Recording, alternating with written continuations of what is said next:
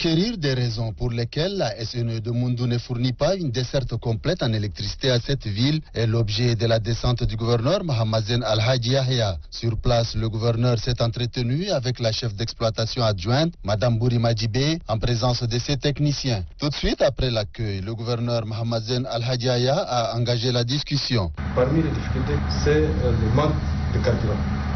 Or, il s'avère que maintenant, le carburant est rendu disponible, mais malgré ça, je crois que la ville continue à être dans l'obscurité.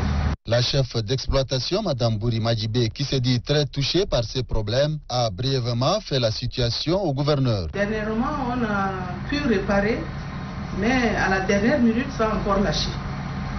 Si seulement la réparation avait réussi, on allait pouvoir peut-être relever un peu le défi. Avant de prendre congé de ses hôtes, le gouverneur Mohammazen Al-Hadji Yahya est allé voir de plus près le groupe hors d'usage. Seul ce petit groupe de 400 kW est en marche pour desservir le secteur de l'administration de la ville de Moundou. Forte colonie nigériane vit dans la province du Mayo-Kébi Ouest. Ces expatriés du pays voisin pratiquent différentes activités socio-économiques et contribuent à l'essor économique de la province. La visite de l'ambassadeur du Nigeria au Tchad à Pala vise à s'assurer du bien-être de cette frange importante de la population et par conséquent inviter ses concitoyens au respect de l'autorité locale et des institutions républicaines. Ma visite dans la province du Mayo-Kébi Ouest, c'est de rencontrer la colonie nigériane et aussi de rencontrer son excellence monsieur le gouverneur et exprimer notre reconnaissance pour accueillir la communauté nigériane qui vivait ici pendant des années. Ils sont des gens qui respectent la loi. Et étant partie de ma tâche comme ambassadeur, c'est de s'assurer du bien-être de la colonie nigériane au Tchad. Et nous avons un assez grand nombre de cette colonie ici dans la province du Mayo-Kébi Ouest. Je suis très satisfait de ma visite ici dans la province de Pala. In Tchad. Le gouverneur de la province du Mayo-Kébi Ouest, Hassan Saline, a salué la visite à Pala de l'ambassadeur nigérien au Tchad. Je dois vous rassurer que la communauté nigérienne se comporte très bien. Puisque depuis que je suis arrivé, il n'y a même pas eu un problème fait par un Nigérien. Ça, vraiment, on n'a pas entendu. Et ça, c'est une très bonne chose.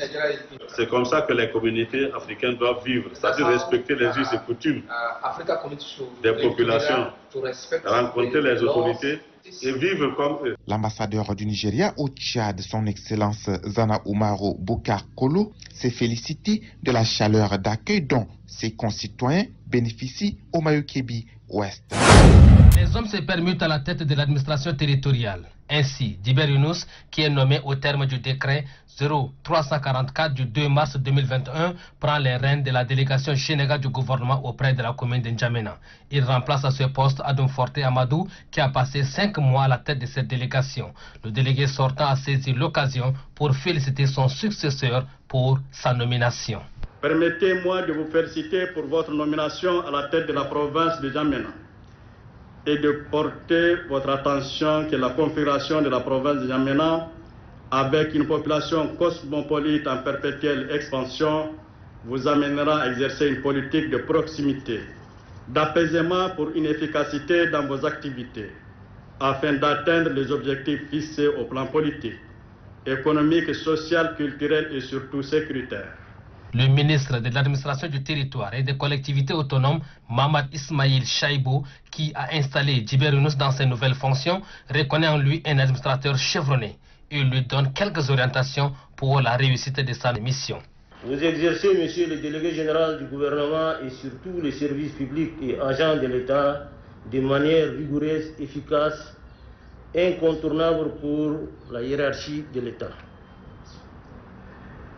Vous veillerez à ce que tous les cadres, fonctionnaires, agents publics de l'État soient profondément pénétrés de la philosophie de la permanence de l'État. Je rappelle et insiste qu'il ne faut pas perdre de vue la nécessité de procéder des recouvrements systématiques de recettes budgétaires et de la maîtrise des dépenses publiques, seule garantie pour notre souscription administrative et parvenir d'éviter la crise sociale de Mojano. Le délégué général du gouvernement auprès de la commune de N'Djamena entrant se fixe pour objectif le travail. Il invite l'ensemble du personnel à la synergie. Nous sommes appelés à assurer une bonne élection dans notre ville.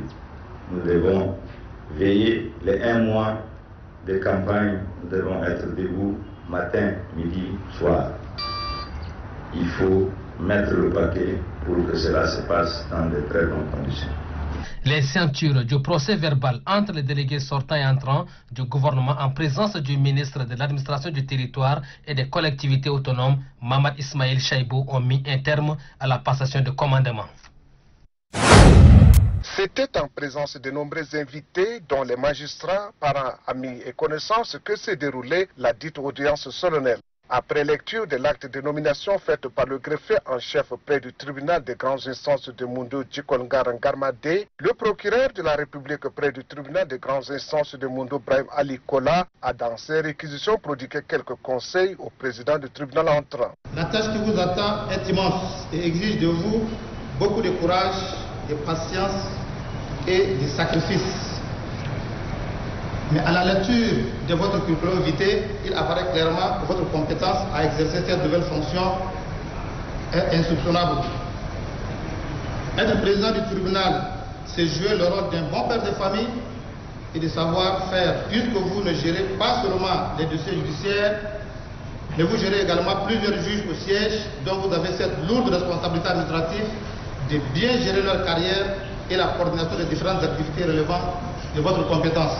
Le président du tribunal des grandes instances de Mundo sortant, Abdelaziz Nangasinga, a par conséquent donné acte à la lecture de l'acte de nomination et à la réquisition du procureur avant de renvoyer le récipiendaire à l'exercice de ses fonctions. Notons que ses collègues magistrats, parents, amis et connaissances ont été rehaussés de leur présence à la cérémonie.